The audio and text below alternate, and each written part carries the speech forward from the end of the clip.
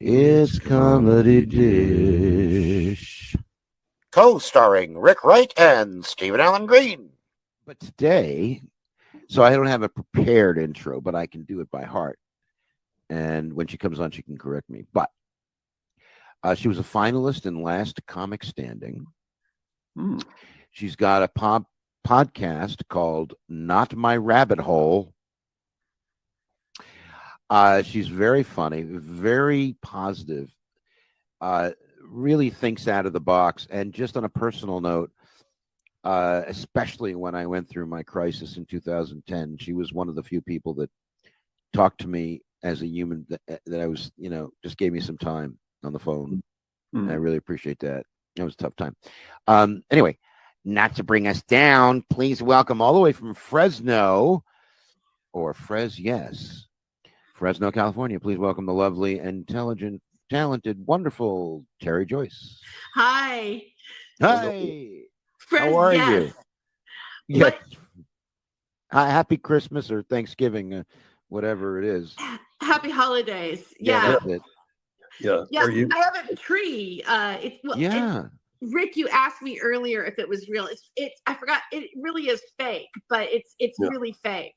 It's when I'm thinking of real, I'm thinking of virtual now for some reason. It's really a tree. It's not a picture of a tree. So that's right. Exactly. That's what I meant. But now I realized when I was in the box, in the green backstage, the green room still, the virtual green room, I was thinking that maybe you were asking me if it was a real or a fake one. And it's fake.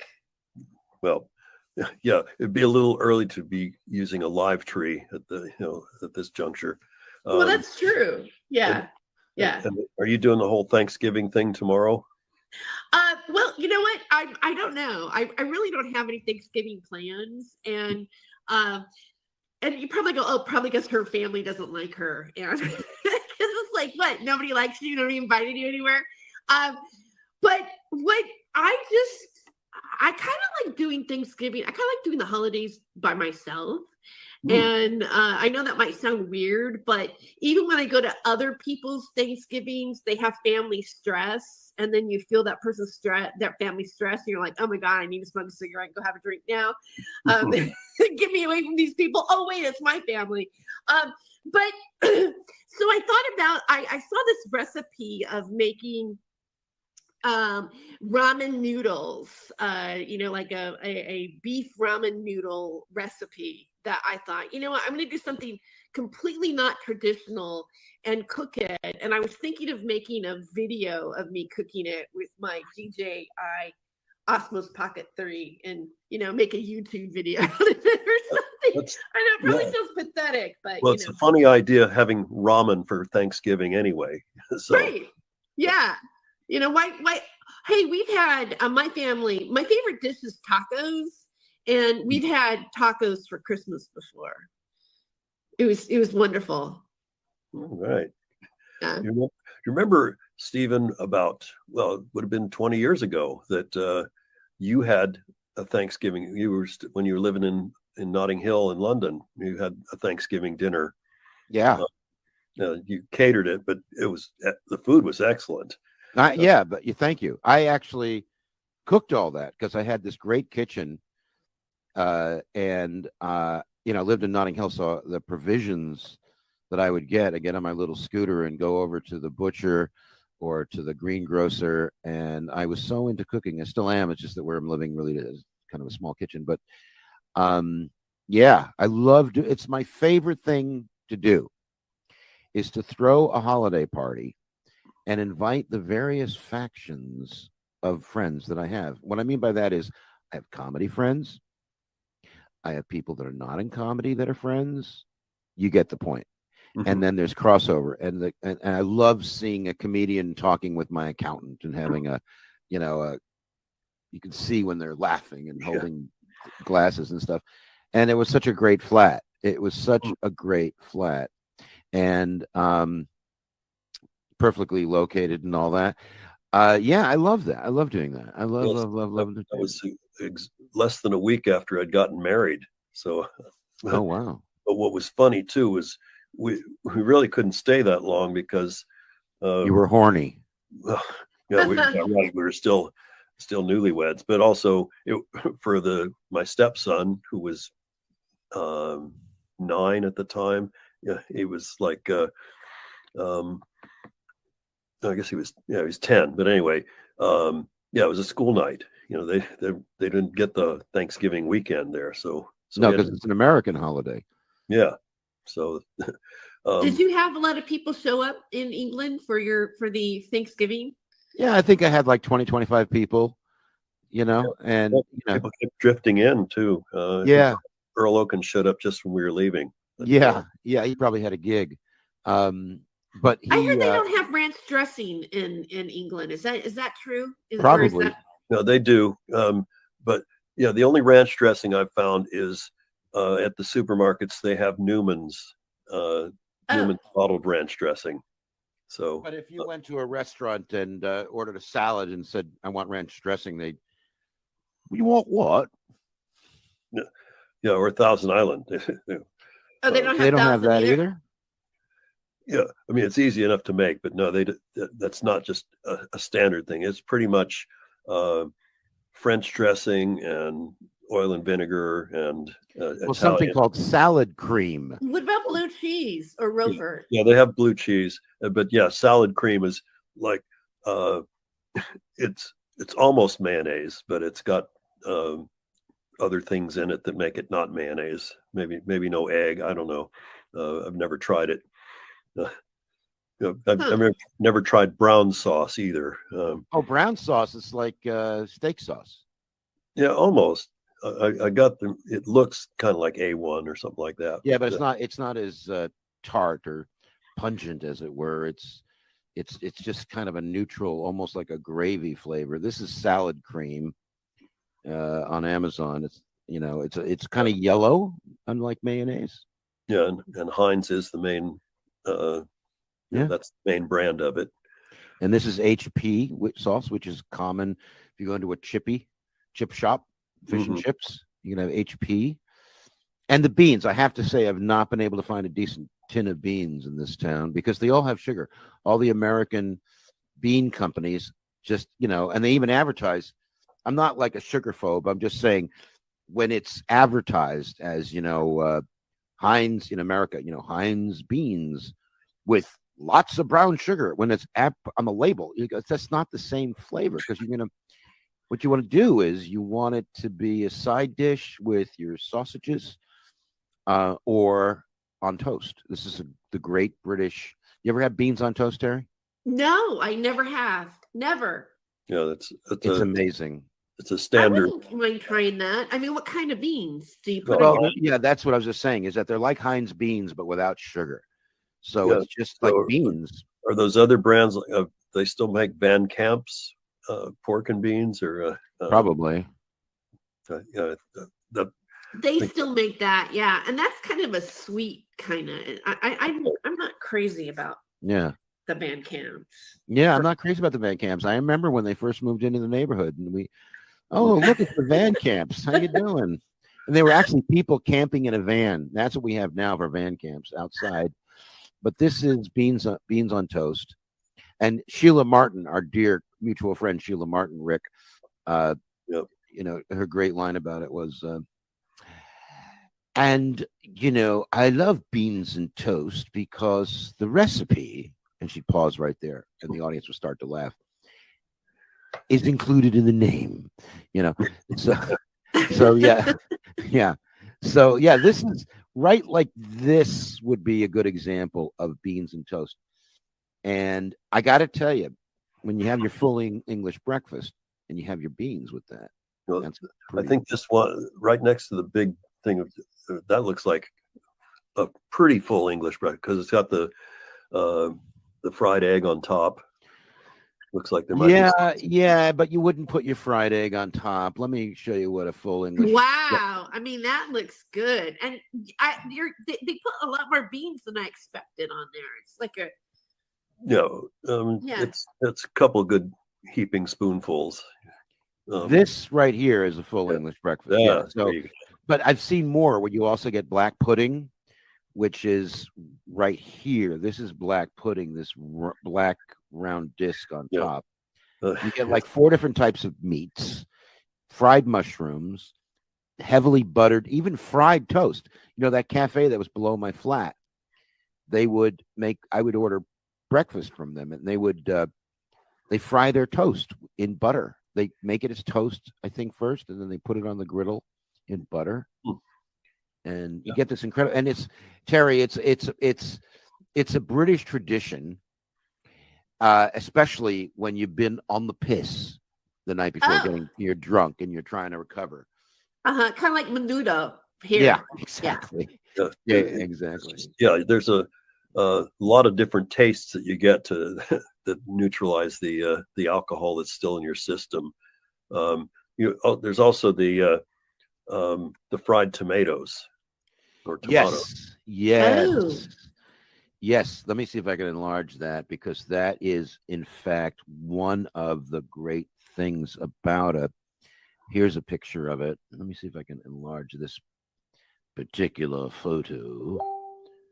Yeah. Yes, they sometimes call it a confit tomato. Is that true?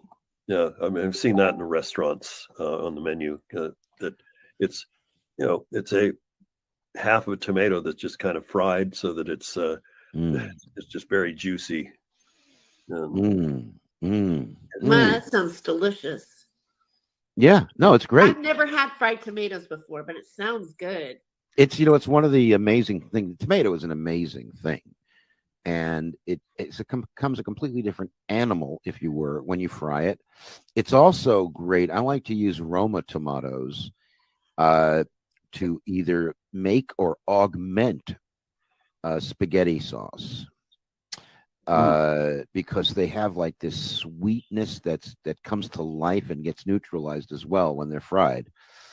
And they have like this little, radiotronic transmitter that's all the other ingredients know. Come on, up your game. I'm a fried tomato. Come on, up your game. But yeah, no, I mean, this is the whole thing about British food, that, one of the things, when I'd come back from England in the early days, but isn't their comedy's great over there, yeah, but their food, their food is terrible. Not really. I thought that for the first year or two. Then I just realized, if you upgrade from the corner diner, you can get a pretty decent. You pay a little more, but you get excellent food. Yeah, I mean, the thing about British pie, meat pies.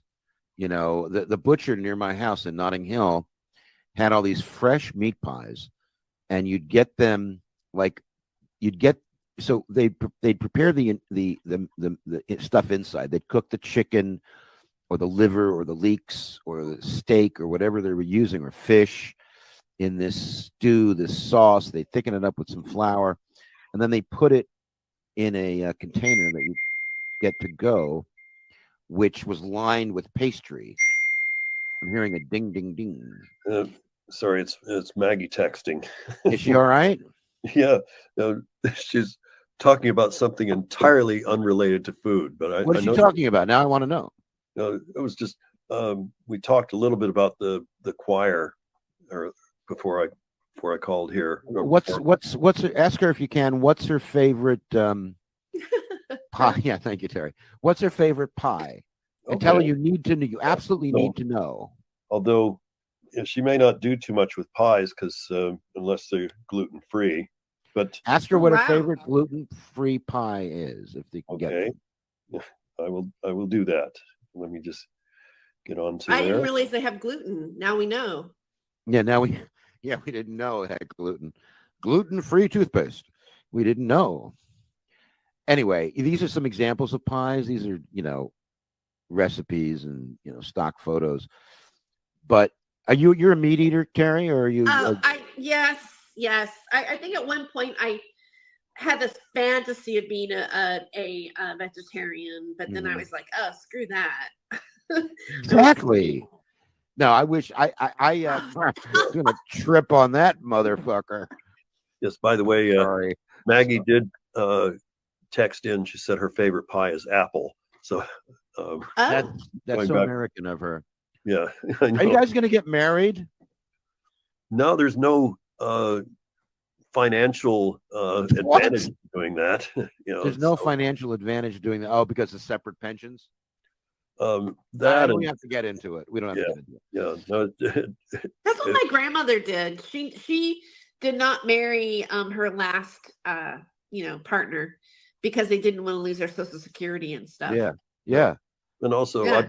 I've gotten married enough for the two of us. So I've been married 3 times, and so yeah, that in fact, yeah, that was my last blog was about all the bliss of the wedding day, and then my first gig after I've gotten married was just the audience absolutely hated me, and Why did they hate you? I don't get it.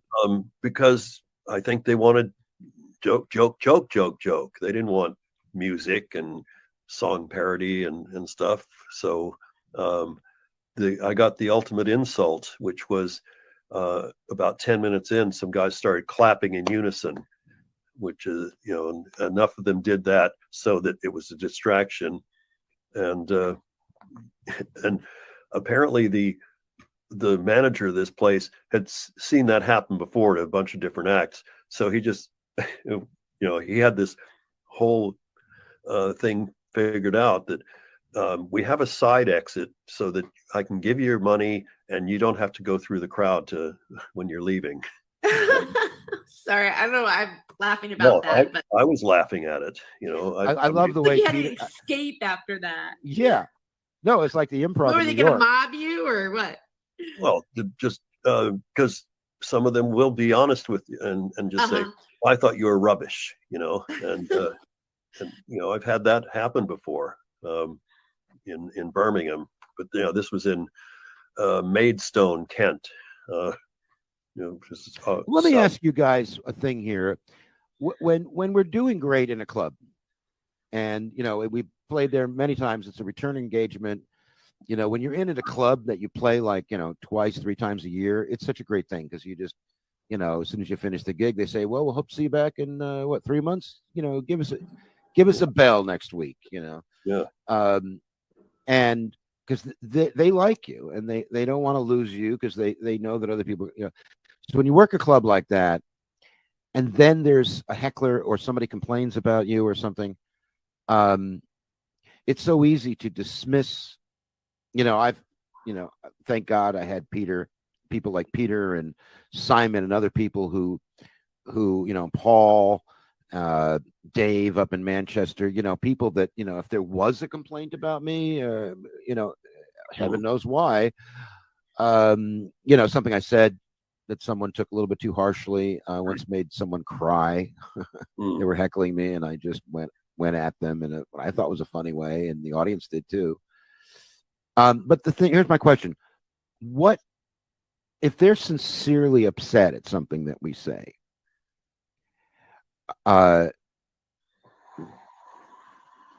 What makes them that way? Yeah, no idea. But you did remind me of the time that some guys from New York got really upset with my 9/11 material. It wasn't, Is this in England? It was in England. Yeah, these guys. Yeah, well, they would, but I want to hear this story. Go on. Yeah. So, and they were really upset, and they were wanting to talk to me and just, wanting to know how I felt about 9/11. Did I really think it was funny or something? I think that's where they're going. That's where the irony is lost on Americans, fellow Americans. And I told them what I did on the day it happened, and what message I might have been trying to get across. And one of them just said, well, it certainly didn't sound like that's what you were saying. And I said, well, this conversation's over. And one of them tried to appease me, the one nice guy in the group. And I just said, no, man, stay away from me. It's over. And so they went to this was at Jongleurs. They went to the management British club in London. Yeah, they were a big chain of clubs, had as many as the Improv for a while. Yeah. And they went to the management, and the management just said, the sign on the door says comedy club. That leaves it open to anyone's interpretation. And they pretty much backed me totally. So I found that a lot more. And I had, I remember doing 1 or 2 gigs with Sam Kinison. We went to some place like Covina, some Mexican restaurant to do comedy, Do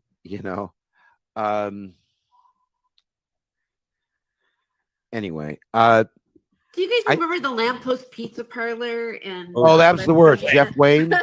Wayne, that was the best. Because these kids, these were skateboarding kids of that culture, and it was their hangout. And so you drove 2 hours east in traffic on a Friday night to do comedy. And then as soon as they would get slightly bored or thought you were dying, they'd all in unison, and let's do it, sing. Na na na Na na na na na. Hey, hey, hey. Bye bye. Yeah. Yeah. Well, and Jeff Wayne and the late Keith Barnett. They used to book it, and they'd always. I remember them once asking me, "Do you know any really bad comics? Because we like to get somebody really bad to open the show." Wow, that's how I got booked. Give me a second, guys. Keep talking. I'll be right back. Yeah. Oh, it really is. Yeah. So, the equivalent in San Francisco area was a place in Pleasanton called the Sunshine Saloon, and that was what I remember was some guy actually tried to get on stage with me, and was really drunk, and because I was singing a song, and he wanted to help, and so I go, "Get the fuck off the stage! Get the fuck off the stage! Get the fuck off the stage!" And I kept saying it with a different emphasis on a different word, until finally someone from the club, actually got up there and got him off the stage. But there was that kind of energy going on in that room. And what song was it? I think it was a Diana Ross song, I think. I forget what I was doing with it, but it was probably "Ain't No Mountain High Enough." That was booked by Bob Moore for a long time. I don't know if you ever worked any of his gigs. He was mostly Bay Area, but it sounds like you made the rounds of Southern California too. If you remember. Well, I started there, and I got booked at the Lamppost Pizza Parlor. It might have been my first Jeff Wayne gig. Maybe it wasn't my first one, but I remember when the late great Keith Barnett was on stage, because of course I'm a masochist, so I did it more than once. But there was one show where Keith Barnett, had the mic, and then there was a heckler out there, and he goes, "Oh, you know what? I got the mic. And then for some reason there was a microphone right on stage near the heckler, and the heckler grabbed it and goes, "No, I have a mic too." Oh, and God. It was totally on. It was hilarious. I'd never seen anything like that before, where the heckler just so happened to be right next to him, right? It was like one of those moments. There are those rare occasions where a heckler will come out with a good line, but the ones that I would get over here with some frequency was "Go Back to America," of course, "Fuck Off Yank," and "Can't Wait Till the Comedy Starts." That's always a good one. Oh no! I'm back. Were you guys talking about me? We were talking about just awkward and comedy moments, and my favorite subject and things. I had a heckler one time. I was playing at a bowling alley in the how it was like in the bar, and it was early on in my career. I mean, maybe I'd been doing it for about 5 or 6 years. I mean, I'd already been doing the road and stuff, but I was there.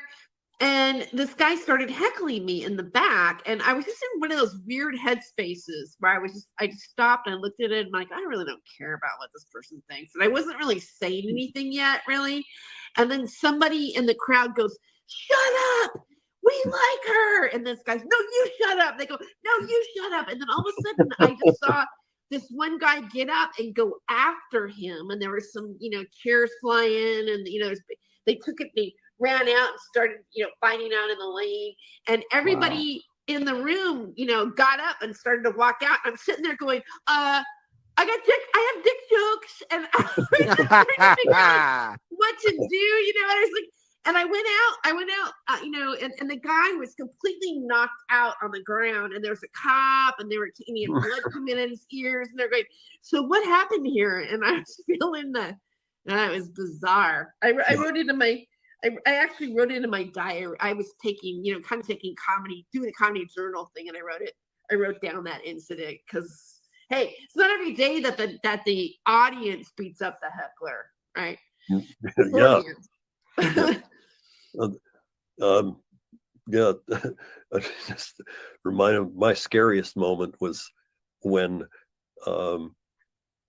this is in Phoenix, and some cowboys up front were just not liking me at all. They wearing their hats. Some of them had their hats, putting their cross boots on the stage, and one of them just said something with real mean-spirited vibe to it. Uh-huh. And I said, God, what's the matter? Your sheep run away? and all of a sudden, all four of them got up from their table, and they were all well over 6 feet tall.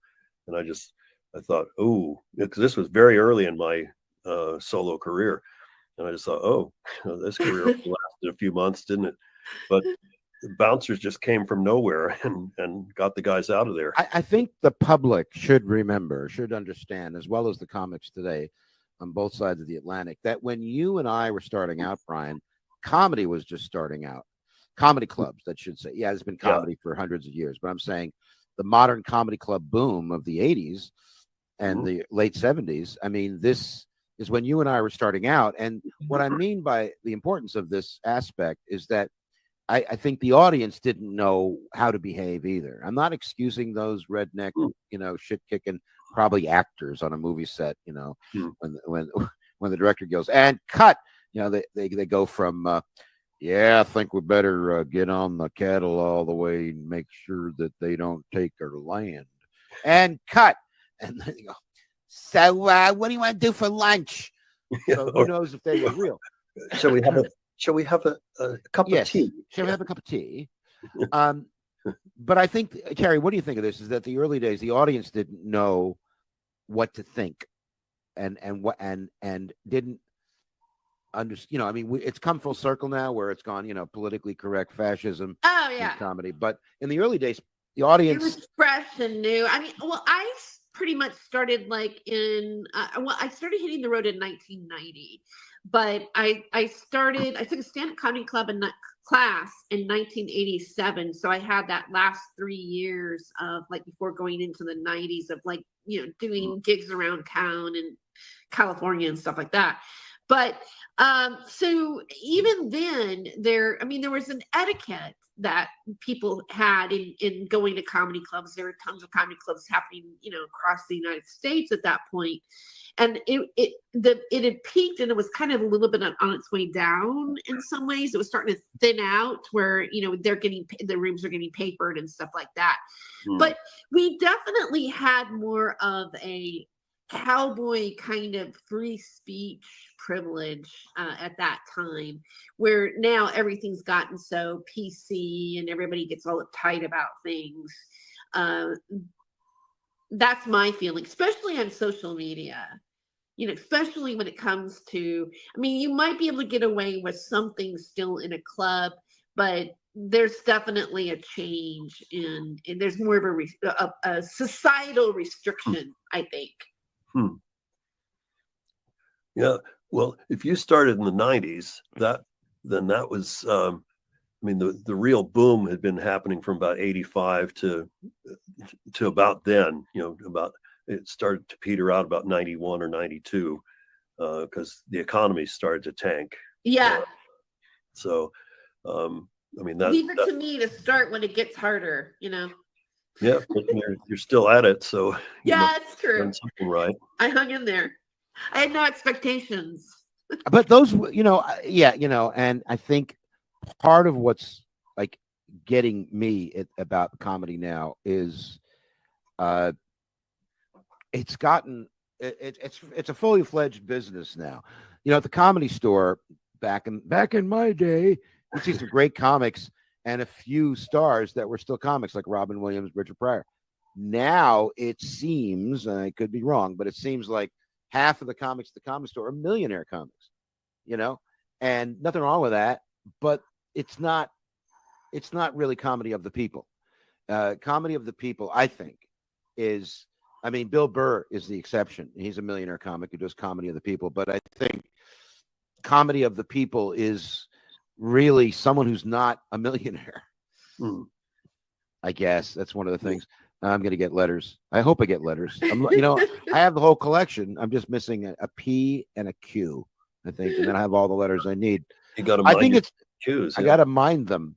Let's do. Hard to let's get. do. Look, this is like my favorite. Let me tell you. I always say that comedy dish. This show is my favorite part of my week. It is, and this is my favorite comedy dish episode of the year with Tere, Joyce. She's so smart and wonderful and funny. We talked about food for the first 20 minutes. That's how good this show is. All right, that's amazing. We're going to do Nick. We're going to talk about stolen material, unintentionally or intentionally or coincidentally. We'll be right back.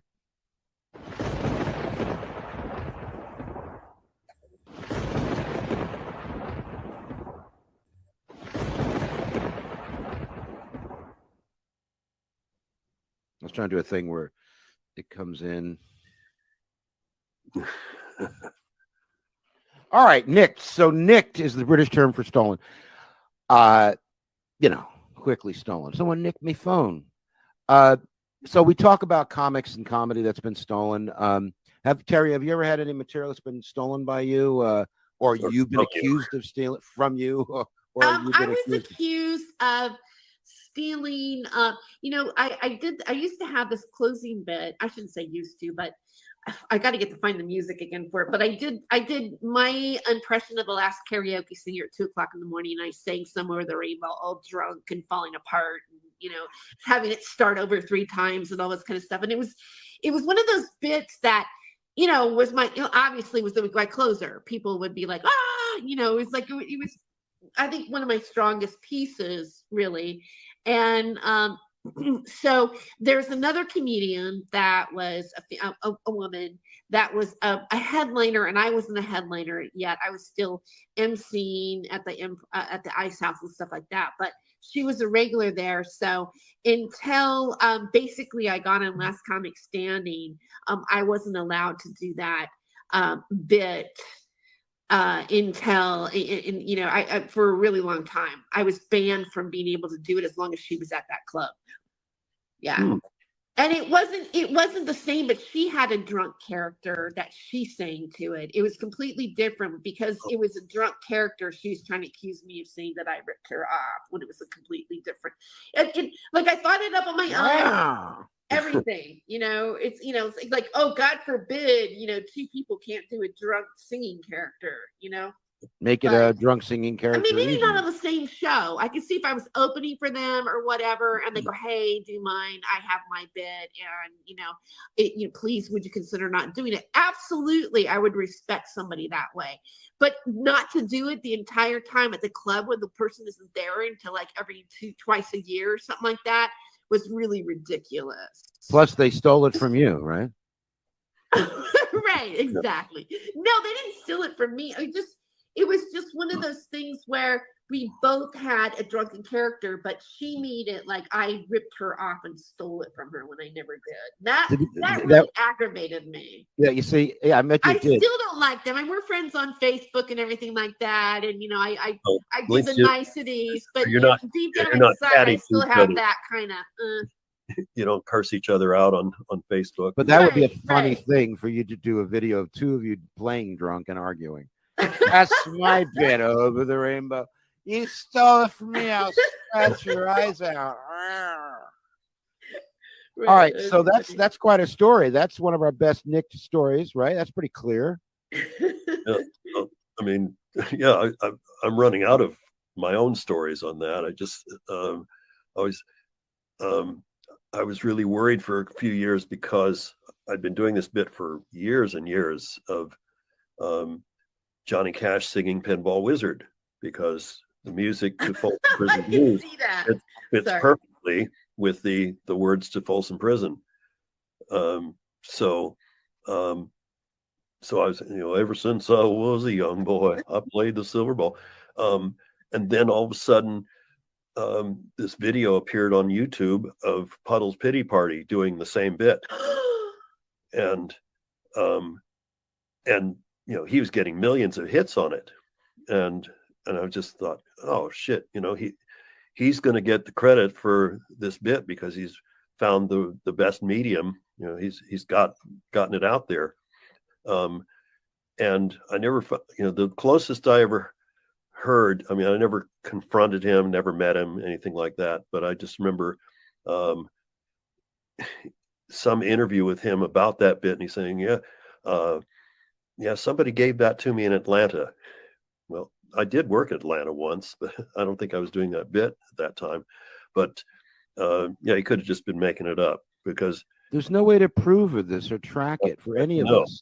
No, and I just when for a while when I was doing that bit to close my act, I would just say, if you've seen some clown doing this, bear in mind, I've been doing this bit for.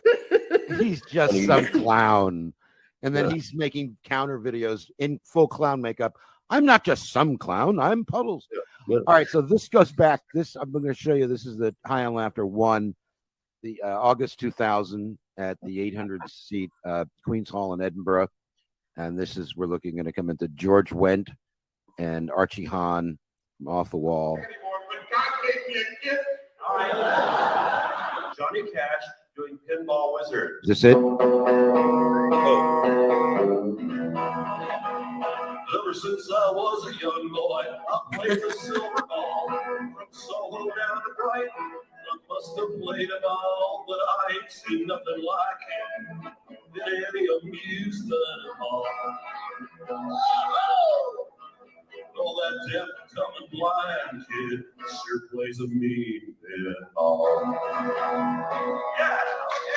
And your voice goes really low. Okay. One more thing that This is me, Jesus.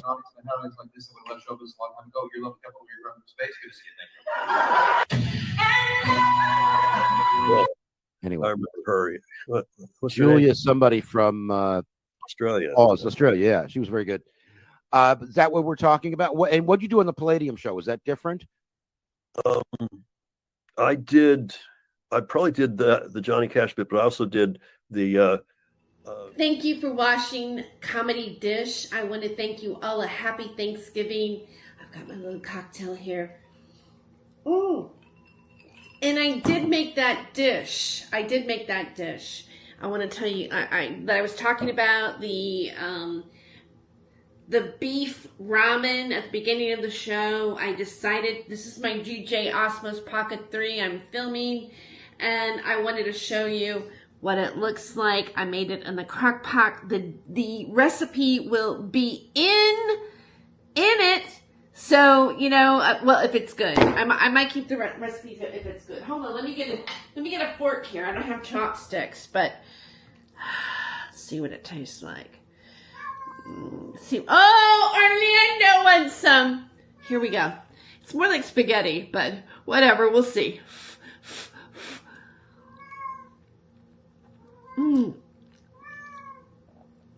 Not bad. I put some sriracha on it. Sriracha, however you call it. All right. Awesome. Yay. Happy Thanksgiving. Thank you for watching. I'll see you next.